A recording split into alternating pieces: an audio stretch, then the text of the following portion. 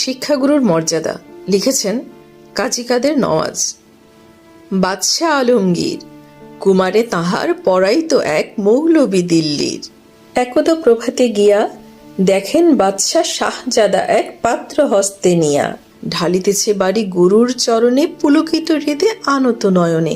শিক্ষক শুধু নিজ হাত দিয়া নিজেরই পায়ের ধুলি ধুয়ে মুছে সব করিছেন সাফ সঞ্চারী অঙ্গুলি। শিক্ষক মৌলবি ভাবিলেন আজি নিস্তার নাহি যায় বুঝি তার সবই।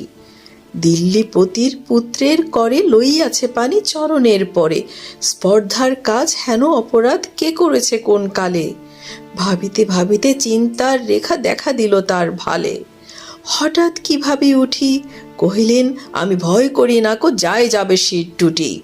শিক্ষক আমি শ্রেষ্ঠ সবার, দিল্লির পতি সে তো কোন ছাড়।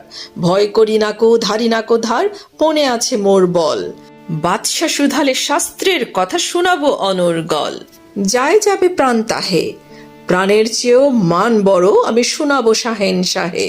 তারপর দিন প্রাতে বাদশার দূত শিক্ষককে ডেকে নিয়ে গেল কেল্লাতে। ঘাস কামড়াতে যবে শিক্ষককে ডাকি বাদশা কহেন শুনুন জনাব তবে। পুত্র আমার আপনার কাছে সৌজন্য কি কিছু শিখিয়াছে, বরং শিখেছে বেয়াদবি আর গুরুজনে অবহেলা। নহিলে সেদিন দেখিলাম যাহা স্বয়ং সকাল বেলা।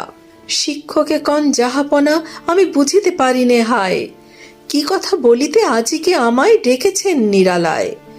বাদশা কহেন সেদিন প্রভাতে দেখিলাম আমি দাঁড়ায়ে তফাতে, নিজ হাতে যবে চরণ আপনি করেন প্রক্ষালন। পুত্র আমার জল ঢালি শুধু ভিজাইছে ও চরণ, নিজ হাতখানি আপনার পায়ে বুলাইয়া সযতনে। ধুয়ে দিল না কো কেন সে চরণ, বড় ব্যথা পাই মনে।